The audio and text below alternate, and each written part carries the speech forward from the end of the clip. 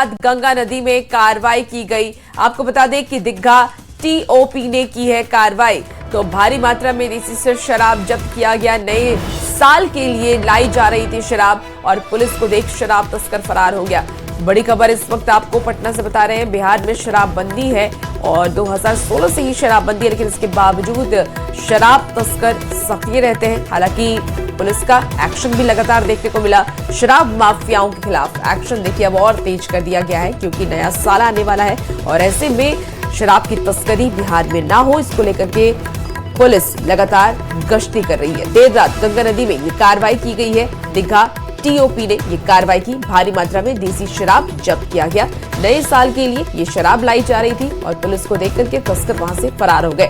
Police ने शराब को जब्त कर लिया है। ये बड़ी खबर आपको इस वक्त राजधानी पटना से बता रहे हैं।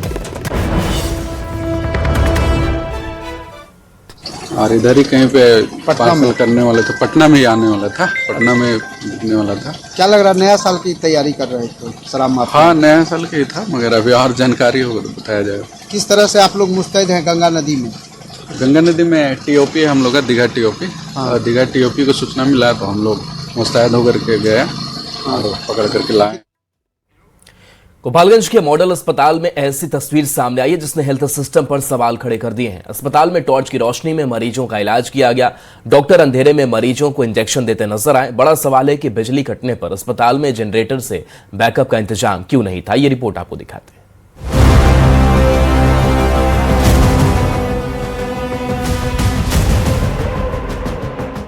यह है गोपालगंज का मॉडल सदर अस्पताल। अस्पताल तो मॉडल है, लेकिन इसकी ये तस्वीर देखकर आप हैरान रह जाएंगे। इस अस्पताल में टॉर्च की रोशनी में मरीजों का इलाज किया जा रहा है। डॉक्टर साहब अंधेरे में मोबाइल की रोशनी में मरीज को इंजेक्शन दे रहे हैं। तो एक डॉक्टर टॉर्च की रोशनी में एक्सरे रिपोर्ट देख रहे हैं। अस्पताल में मोबाइल की रोशनी में हो रहे इलाज का वीडियो लोगों ने शेयर कर अस्पताल की व्यवस्था पर सवाल खड़े किए हैं। दरअसल अस्पताल में बिजली की आपूर्ति बाधित होने के बाद अंधेरे में टॉर्च की रोशनी में मरीजों का इलाज किया गया। पानी में चढ़ाने के लिए, लेकिन लाइट उठ का व्यवस्था नहीं है। टॉर्च लगा कर काम किया जाए। मोबाइल का टॉर्च से? कब से लाइट नहीं है? हम लोग आए थे तो सब था, लेकिन करीब लग रहा है कि आधा घंटा हो गया लाइट नहीं आई है। अभी नहीं। क्या बता रहे हैं लोग को? बता रहे हैं कि लाइट का ड्रामा रोज के इस समय का। अपने चाचा का इलाज कराने के लिए आए थे और काफ़ी देर से ये लाइट कटा हुआ है। हम लोग मॉडल हॉस्पिटल में हैं। हम लोग को लगा कि एक बेहतरीन ट्रीटमेंट होगा और पूरे लाइट वगैरह रहेगा, लेकिन उस समय से लाइट के अभाव में इलाज ही नहीं हो पा रहा है। अंधेरे में क्या इलाज होगा? लाइट के टर्च से क्या इलाज होगा? हम जब मोबाइल की रोशनी में मरीजों के इलाज का वीडियो सामने आया तो अस्पताल प्रशासन ने सफाई दी। अस्पताल प्रशासन का कहना है कि मॉडल भवन के निर्माण में लगी कंपनी ने अब तक काम पूरा नहीं किया है। बारिश के दौरान पानी जमा होने के कारण मरीजों की सहूलियत के लिए इमरजेंसी वार्ड को शिफ्ट किया गया है। जल्द ही भवन निर्माण कार्य पूरा होने पर व्यवस्था में सुधार भी हो जाएगा। लेकिन अस्पताल की ये तस्वीरें कई सवाल खड़े कर रही हैं। क्या अस्पताल में मरीजों की जान से खिलवाड़ किया जा रहा है? बिजली कटने पर अस्पताल में जनरेटर से बैकअप का इंतजाम क्यों नहीं है? न्यूज़ 18 के लिए गोपालगंज से गोविंद कुमार की रिपोर्ट। देखिए, झारखंड में बदहाल स्वास्थ्य व्यवस्था सुर्खियों में है। चाईबासा से लेकर के हजारीबाग और रांची की घटना ने लेटर सिस्टम की पोल खोलकर रख दी। किरकिरी के बाद अब मामले में सियासत भी शुरू हो गई है। ये रिपोर्ट आपको दिखाते हैं।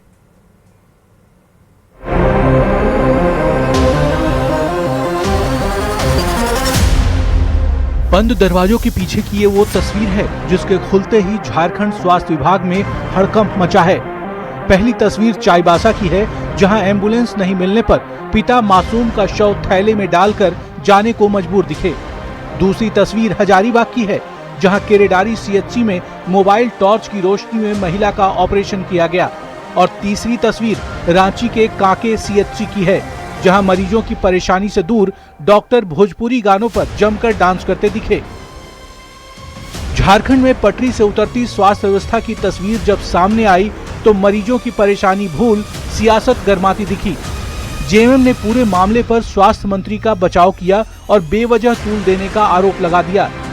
इधर कांग्रेस के नेताओं को तो पूरे मामले में मंत्री की गलती ही नहीं दिखती, सारा दोष डॉक्टर पर डाल दिया।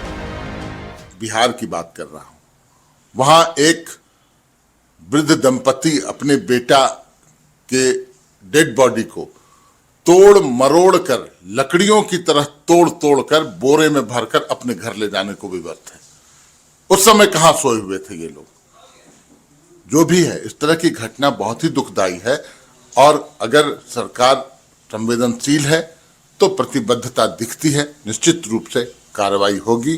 जो पदाधिकारी जो हैं, जो वहाँ के जो इंचार्ज हैं, चाहे सुप्रिटेंडेंट हैं, चाहे एमओ हैं, इन लोगों को, ऐसे लोगों को ध्यान देना चाहिए। हॉस्पिटल में इसमें मानवता के नाते खुद बाय खुद लोगों को सोचना चाहिए। इसके लिए मंत्री को दोष देना, सरकार का व्यवस्था को दोष देना, ये कहीं सूचित है।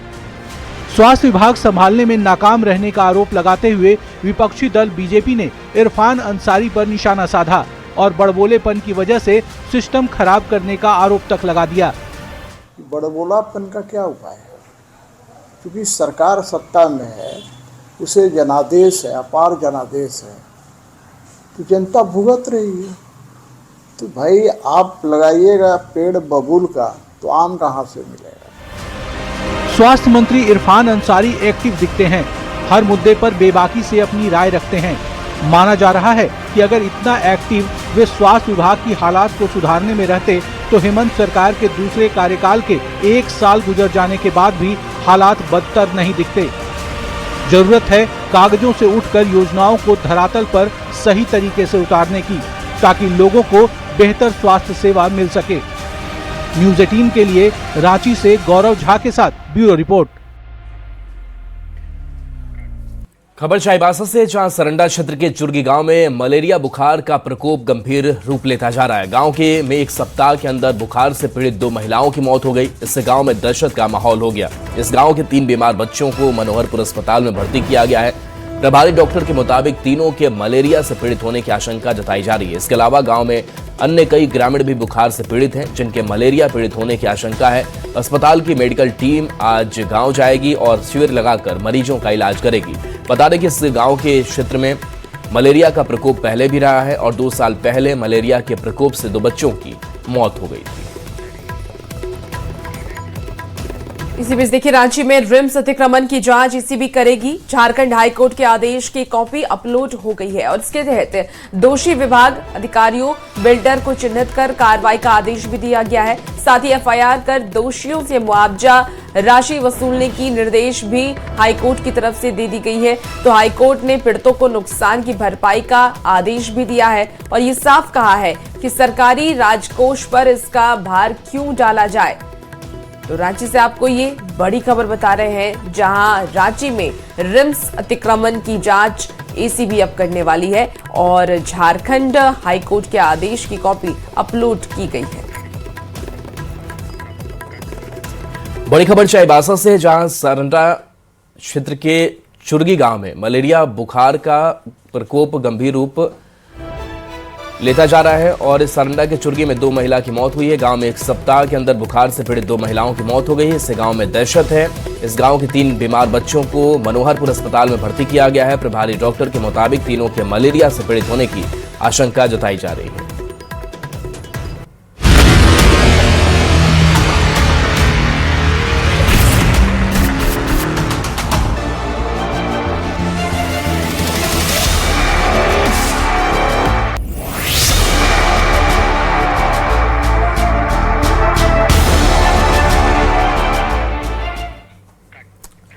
तो बिहार में भी सर्दी का सितम जारी है। भागलपुर और आसपास के जिले में ठंड और घने कोहरे से जनजीवन पूरी तरीके से अस्त व्यस्त हो गया। पिछले 2 दिनों से सिल्क सिटी शीतलहर की चपेट में है। दिन में पछुआ हवा से कनकनी बढ़ जा रही है, जबकि शाम होते ही घना कोहरा और ठंड और तेज हो जाती है। ठंड से बचने के लिए लोग अलाव का सहारा भी ले रहे हैं। मौसम विभाग ने सर्दी और बढ़ने की चेतावनी दी है। मौसम विभाग का कहना है कि तापमान में और गिरावट आने वाले दिनों में दर्ज की जा सकती है। सिल्क सिटी भागलपुर में ठंड प्रचंड है। पछुआ हवा ने लोगों की परेशानी बढ़ाकर रख दी है। ठंड से बचने के लिए लोग अलाव का सहारा ले रहे हैं। तस्वीरों में साफ तौर पर देख सकते हैं कि किस तरह से जो नगर निगम की ओर से अलाव की व्यवस्था चौक चौराहों पर की गई है, वहां पर काफी संख्या में लोग इस सर्द रात में आग ताप कर ठंड से बचने का प्रयास कर रहे हैं। हाल के दिनों में ठंड बढ़ी है, कैसे बच रहे हैं? जी, सरहद का कपड़ा जो सब है, जैकेट स्वेटर, वो सब प्रॉपर ढंग से पहन रहे हैं और अपना अलाव ताप रहे हैं सड़क पे और आनंद भी ले रहे हैं ठंडी का। परेशानी बढ़ाई है ठंड? जी, बहुत हाल दिनों में ठंडी बढ़ी है तो परेशानी बहुत बढ़ी है और अलाव ताप के अपने आप को फिर गर्म रख रहे हैं। और इंस्टीट्यूट क्लासेस भी जाने में बहुत काफ़ी परेशानी हो रही है। जैसा कि सावधानी बरत रहे हैं। जी, अभी सावधानी बरत रहे हैं। जैसे अभी पछिया हवा भी चल रही है और कनकनाहट लग रही है। तो परेशानी बढ़ाई है? जी, परेशानी बहुत बढ़ाई है। चलिए तस्वीर देख लीजिए कि इस सर्द रात में लोग जो है इस ठंड से बचने के लिए अलाव का सहारा ले रहे हैं, साथ ही गर्म कपड़े भी पहन रहे हैं। बता दें कि भागलपुर सहित आसपास के जिलों में लगातार तापमान गिर रहा है और ठंड बढ़ गई है और बढ़ते ठंड ने लोगों की परेशानी बढ़ाकर रख दी है। विकास कुमार सिंह, न्यूज़ 18, भागलपुर। नवादा जिले में सर्दी का प्रकोप लगातार जारी है। पछुआ हवा से जनजीवन बेहाल है। मौसम विभाग ने कई एडवाइजरी जारी करते हुए अगले 48 घंटे तक ऐसे ही मौसम की संभावना जताई है। ठंड को देखते हुए जिला प्रशासन ने स्कूलों की टाइमिंग बदल दिया है। स्वास्थ्य विभाग ने बुजुर्गों, बच्चों और गंभीर रोगियों को विशेष सावधानी बरतने की सलाह दी है। नवादा जिले में सर्दी का 3rd डिग्री का टॉर्चर लगातार जारी है और सबसे ज्यादा लोगों को परेशानी पछुआ हवा से हो रही है। खासकर मैदानी इलाकों में इसका जो है असर जो है वो साफ तौर पे देखा जा रहा है। ठंड का जो प्रचंड रूप जो है वो देखने को मिल सकता है। इसको देखते हुए नवादा जिला प्रशासन ने कई प्रकार के एडवाइजरी भी जारी किए हैं, जिसमें सबसे पहला एडवाइजरी जो है वो स्कूलों को लेकर किया गया, जहां सभी निजी और सरकारी स्कूल जो है वो सुबह 10 बजे से दोपहर के 3 बजे तक संचालित होंगे। इस बीच जितने भी आंगनवाड़ी केंद्र हैं वो भी इसी दौरान संचालित होंगे और उसको देखते हुए यह आदेश जो है वो 26 दिसंबर तक का दिया गया और अगर बाद में अगर टेम्परेचर और गिरता है तो इसमें इस पे कुछ संशोधन किया जा सकता है।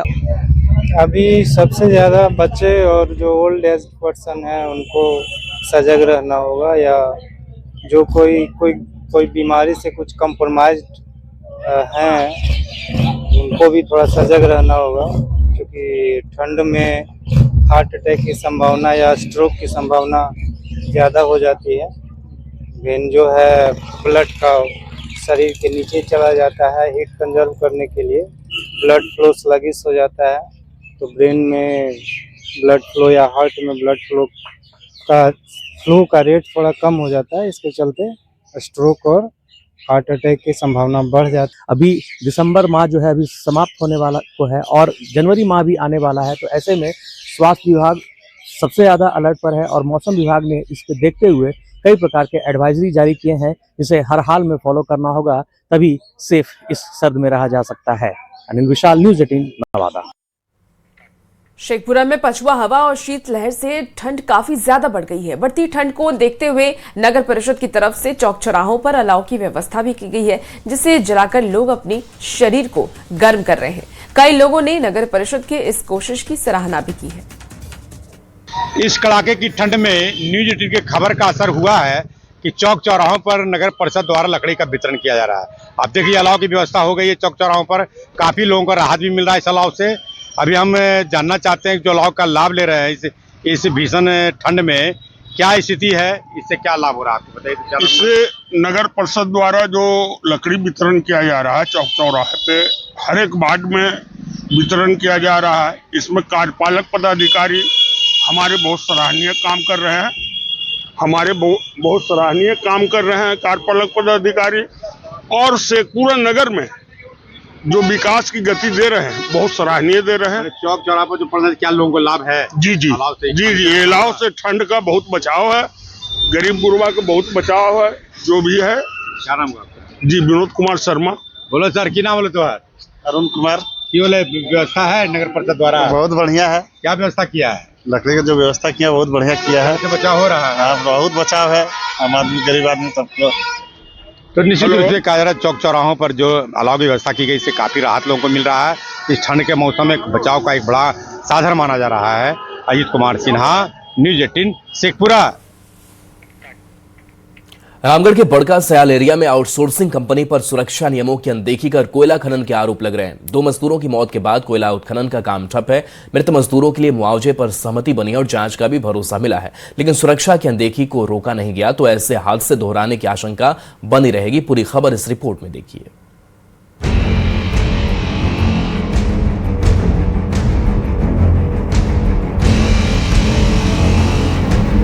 रामगढ़ में बड़का सयाल एरिया का आशीर्वाद आउटसोर्सिंग खुली खदान, 2 मजदूरों की मौत से यहां हड़कंप मचा रहा। घटना शनिवार देर रात की है, जब ट्रिपर ड्राइवर सुनील यादव और डंपमैन राजू पासवान मिट्टी के मलबे में दब गए, जबकि एक मजदूर घायल हो गया, जिसका निजी अस्पताल में इलाज जारी है। हादसे के बाद आउटसोर्सिंग कंपनी के अधिकारी नदारद नजर आ रहे हैं। खदान में कामकाज ठप है। आरोप है कि डीजीएमएस के नियमों के विरुद्ध जाकर आउटसोर्सिंग कंपनी की ओर से कोयला उत्खनन किया जा रहा है, जिसकी वजह से घटना हुई। अब इस पूरे मामले की जांच की मांग उठ रही है। बेटा चाहिए। यहाँ बेटा कहाँ है? क्या नाम था बेटा का? सुनील। यहाँ काम करने आए थे क्या आउटसोर्सिंग कंपनी में? बहुत बुरा माने जो बनावटी है, अभी जिस तरह का बनना चाहिए उस तरह का नहीं है। मेरा कहने का मतलब ये है कि माइंस का तो तरीका से चलाना चाहिए, सेफ्टी को देखते हुए चलाना चाहिए। उस तरह का यहाँ माइंस नहीं चल रही है उरी मारी में। ये जांच का विषय हो गया आज के डेट में। क्या मांग के मांग है? जांच तो होनी चाहिए। जो होता है सीसीएल का जो है सेफ्टी बोर्ड का जो लोग हैं वो करेंगे, और हम लोग चाहते हैं कि माइंस भी चले और जांच भी हो। डीजीएमएस नियमों के तहत शोवेल मशीन के बूम से हाई वॉल की ऊंचाई ज्यादा नहीं होनी चाहिए, लेकिन इस खदान में हाई वॉल की ऊंचाई 18 मीटर तक है। मजदूरों के विरोध का असर भी दिखा और प्रबंधन मुआवजा देने पर सहमत हुआ। साथ ही जांच कराने का भरोसा भी दिया गया है। समझादो है उसको 80 से 85 लाख रुपया मिलेगा, और पासवान जो है उसको 75 लाख रुपया मिलेगा। ये मैनेजमेंट मान लिया। और आश्रित को नौकरी भी है? आश्रित को वो परिवार को देना है उसको। उसका काम 1 साल के काम बचा हुआ है तो 1 साल के लिए वो रखेगा। प्रक्रिया में हम लोग हैं और जितना संभव होगा कंपनी के नॉर्म्स के आधार पर सभी मदद किया जाएगा और दिया जाएगा। और घटना की जांच भी कराई जाएगी? हाँ जरूर, घटना की जांच। दरअसल आउटसोर्सिंग कंपनी कोयला जल्द निकालने के चक्कर में खान सुरक्षा नियमों की अनदेखी करती है, जिसका नतीजा हादसों के रूप में सामने आता है। सीसीएल बड़का सयाल एरिया में हादसे को खान सुरक्षा में बड़ी चूक माना जा रहा है। मुआवजे की घोषणा कर दी गई है। अब देखना होगा कि जांच के बाद कौन दोषी साबित होता है और दोषियों पर क्या कार्रवाई की जाती है। न्यूज 18 के लिए रामगढ़ से जावेद खान की रिपोर्ट।